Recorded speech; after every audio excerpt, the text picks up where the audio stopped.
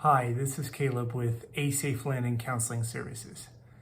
We've been talking a little bit about how the body responds, and primarily the heart, how it responds to thought process and it is affecting the people around you, affecting yourself, and how you can even regulate your own body through certain thought processes, helping develop and connect neural pathways.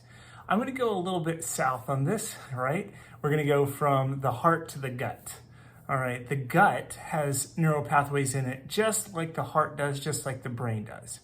So the gut has about 40 million neural pathways. That's equivalent to the spinal cord. There's a lot going on there. There's also a lot of interconnected tissue that has those neural pathways connecting into them. So we have like the kidneys, the colon, the liver, the pancreas, and then we also have the gallbladder. It's interesting, if you get your gallbladder removed, it's kind of like a lobotomy. You're removing a part of your brain, all right?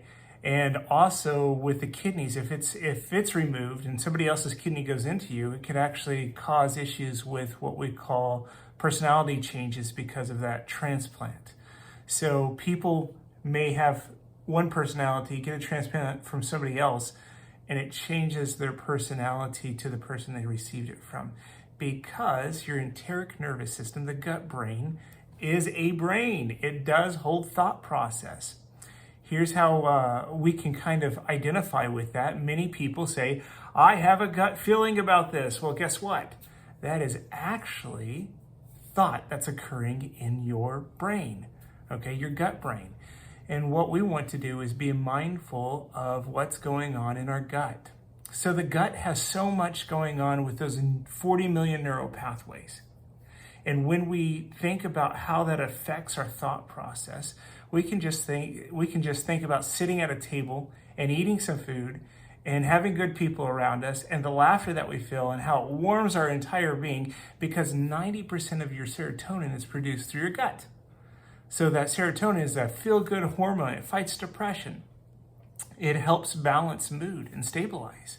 90% of it comes from your gut, and it is released in things like food, laughter, exercise, things like that. So we want to be mindful of what's going on in our gut and how to connect those neural pathways. Oftentimes what people do is they push down the feelings in their gut and they don't think about them. They don't give it the right response, and they go with the cognition, the thought process of how it should work in the world around them. The reality is that your gut feeling is actual thought process. It's an intuition, and it's telling you more than your cognition can at times. So we want to be mindful of that. We want to be mindful of what's going on in our thought process within our gut. Other things that we want to look at is the gut response, such as nausea, constipation, diarrhea, but also heartburn.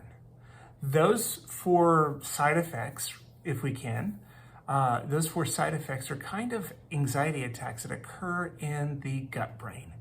So we think of an anxiety attack oftentimes up in the chest. That's that breathing, very strong, palpitations, things like that, and feeling like we can't catch our breath, our heart is beating out of our chest, and we're having a heart attack. Well, there's anxiety attacks that happen in the gut as well. And those four that I mentioned usually are the manifestation of a gut anxiety attack. So we want to be mindful of those things. We can get into that at another time.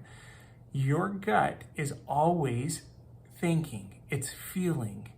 If you can pay attention to what you feel physiologically, then we can get a hold of some of the emotions and help your gut regulate. That is an important aspect of the gut brain and how to regulate our thought processes. All right, this is Caleb, and I hope that you have found this helpful, good information. We'll continue on this journey, seeing how the body responds to thoughts.